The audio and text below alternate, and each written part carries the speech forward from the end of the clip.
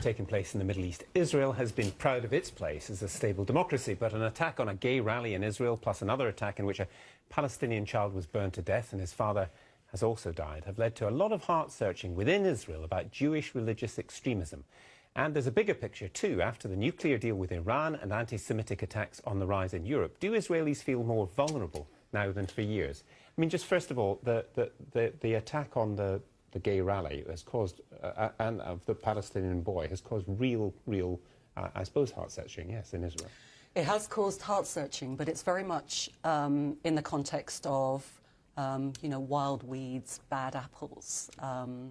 So the settler extremists that burnt to death an 18-month-old baby, and his father, Saad Dawabsheh, has just died from his injuries today. That was seen as an extreme and an exceptional act, whereas, you know, the reality of the situation is that, you know, the occupation and the settlement project, which is the thing that Israel does best, it's the thing that Israel funds the best, is the sort of thing, is exactly the sort of thing that creates and enables and gives impunity to this sort of violence. And it's certainly not the first time that there has been this sort of violence. Even Israeli human rights groups report numerous arson attacks, I think 8 attempts to burn down houses in the last year, hundreds of attacks on churches, on mosques, on fields, on trees, on people. This is nothing new.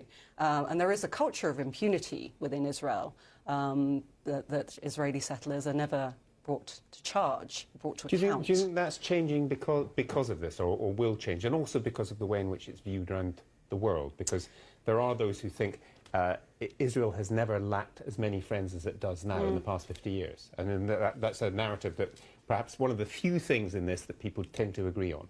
But I think, you know, the context is that, you know, we're looking at a very right-wing government that is constantly enabling and facilitating the settlement project. So however much it says, you know, and it's called this an act of terror, which is quite unusual to call Jewish violence terrorism, however much it says that, it actually is part of the problem that's fueling this. And I think we have to pan a little bit wider. I mean, you know, I don't really want to get too sort of gruesome about it, but the Gaza war last year, of the 500 children who were killed, dozens of those were babies and toddlers. Some of them were only weeks old. So in some sense, there is a brutality of Israel's policy that on a national level, that sort of killing of children is the price tag. Where do you see, because you reported in this region for a very, very long time, how do you see this? And in terms of what Washington has done about Iran and the rather poor relations, let's put it that way, between Obama and the present Israeli government, that's a big change. Well, it is, of course, and it's playing into American politics with both sides currently in the forthcoming presidential election having to reassert their loyalties to the state of Israel. I'm not confident that we're going to see much change because of the support, the friend that they do have, even if some other friends are not so loyal these days. The United States shows no sign of weakening its support on the one hand. And it seems to me the settler project has gone now so far that reversing it is going to be virtually impossible. And as long as that remains impossible, it's hard to imagine the Palestinians accepting any peace settlement. So I'm not entirely hopeful as to where this is all going to progress.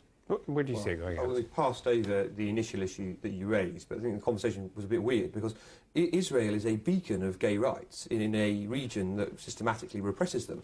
And I think it is important that the person who did the stabbing was a marginalised nutter and not the state that was persecuting homosexuality. And indeed, beyond just the point about the state, the chief rabbis of Israel took out full-page advertisements the next day in the Israeli national newspapers condemning this kind of violence, saying it was un-Jewish and it should never be done.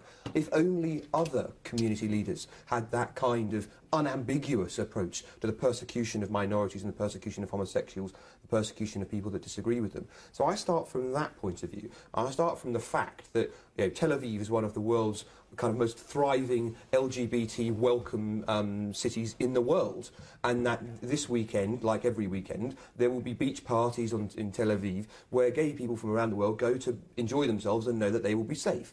a country that allows gays in the military, a country that protects gay rights in the workplace. I mean, this is, to say the least, unusual in this region.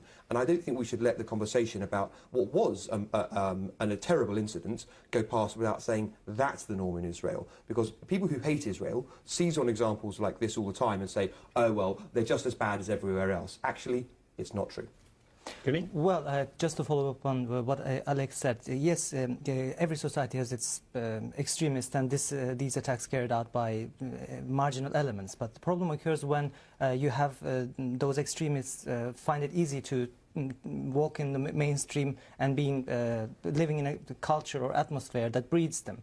Well, it was really positive to see across the political spectrum, condemnation of both the killing of Palestinian toddler and the gay rights parade there. But we've seen many of those who were condemning these attacks went back to their own old rhetoric of hate just a day after these attacks took place. And there's this administrative detention in place now, which was used against Palestinians. And just to be coherent, those who are against administrative detention of Palestinians should also be against this, maybe. But the culture that's breeding these kind of extremists is still there, and that has to be tackled. Okay, just I want to move on because we've got one big issue.